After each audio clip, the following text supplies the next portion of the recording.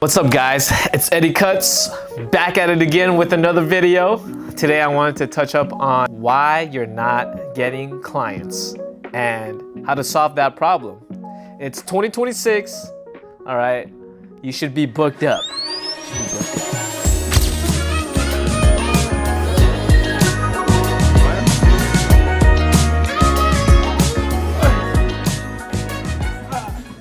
This is what you selling confidence with.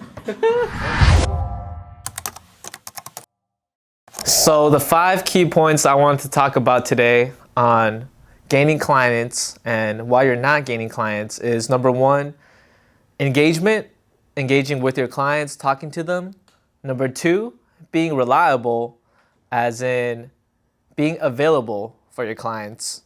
Number 3, your consistency. Maybe your haircuts aren't coming out the same every time. Number 4, using social media. Social media is very big nowadays and everybody's on it. And number 5 is doing a little extra for your clients. Adding a little mustache lineup on top of your service. When I was first starting to cut hair, I wouldn't really talk to my clients. I would just cut the hair because I was kind of more focused on how the haircut actually looked. But as I started cutting more people and more clients, I realized that it's not just about the haircut. It's about engaging with your clients. You know, you want to talk to them, ask them about their day. You want to remember their name. You want to know what they did, like the last time they came for a haircut. You know, these little things really makes them feel like you're paying attention to your clients. You know, not just their hair, but also their, you know, your relationship with them. And it really helped me a lot to grow my business, because after I started talking to more people, I started to talk more. I realized that as they came into the barbershop, they were happy to see me. It was almost like we had a relationship and we were becoming friends. You know, I think some of my clients that I've been cutting up for a while, I would consider them like my friends now, because I know what they do. I know what they're about to do on the weekends. Like, yeah, it's like chill, you know, you want to have a good relationship with them. Yeah. Building a relationship with your client is also very important, because you want them to come back.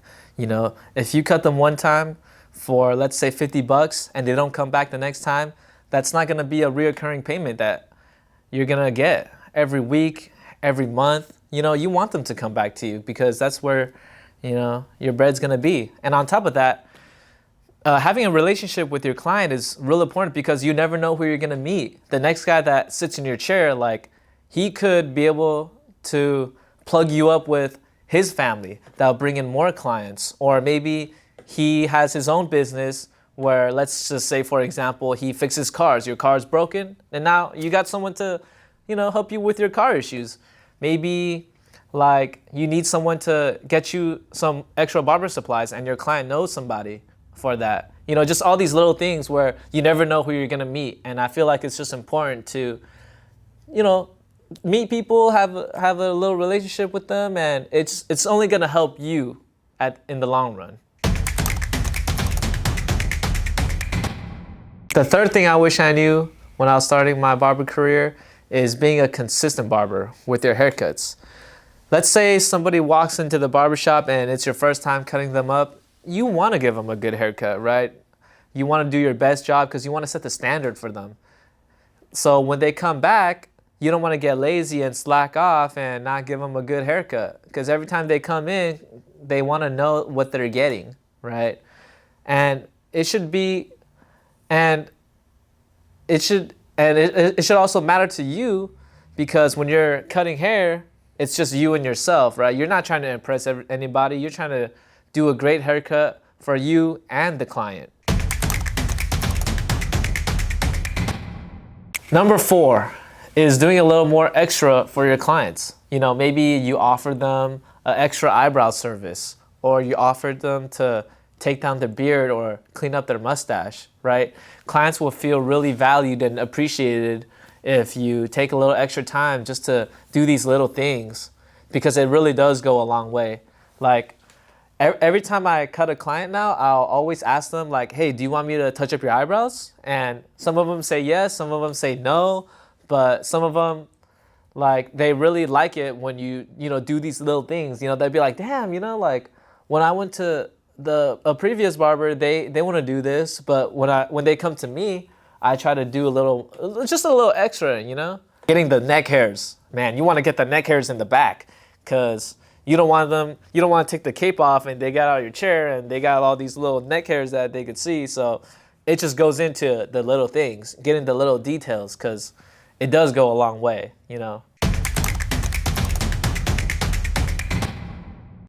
Number 5, the most important thing is exposure, getting your work out there, letting people know that you cut hair, right? So how are you gonna gain clients if nobody knows that you're a barber, right? Like nowadays, social media is big. Everybody has a phone on them. Like you wanna be on Instagram, you wanna be on TikTok, you wanna post your haircuts, let the whole world know that you're a barber, right? You can make barber videos, transformation videos, like you can make client consultations, right? All these little things that you can do just to get your work out there goes a long way. Like I used to pass out business cards in a parking lot. I used to go to a car and put a business card on everybody's car door.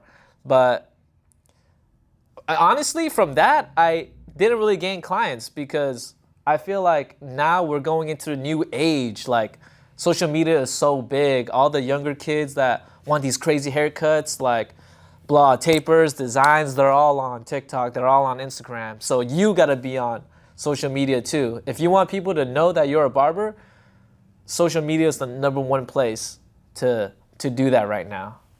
Exposure also means building your own portfolio. So nowadays, because of Instagram and TikTok, I think taking videos of your haircuts, taking pictures of your haircuts and putting it on, like making a Instagram account for your barber page, like that's basically your portfolio right there.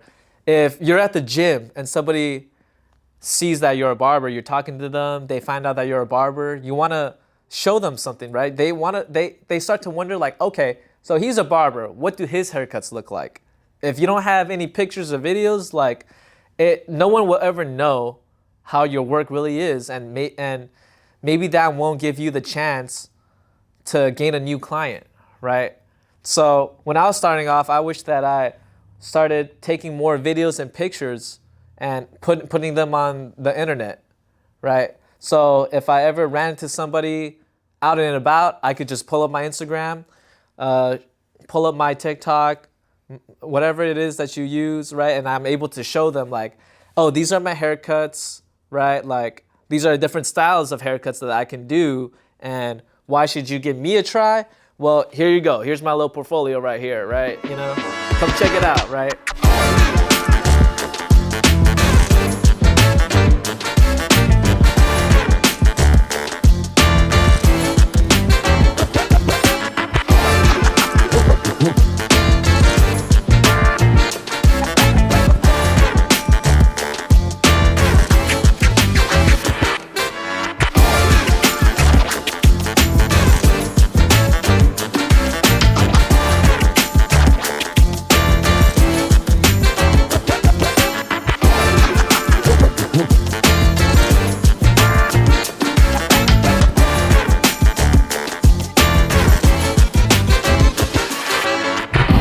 So with those 5 points, if you apply them to your barbering career, I guarantee that you will gain clients, retain clients, and grow your business. So with these 5 tips that I wish I knew, I hope you guys could apply them to your guys' barbering careers.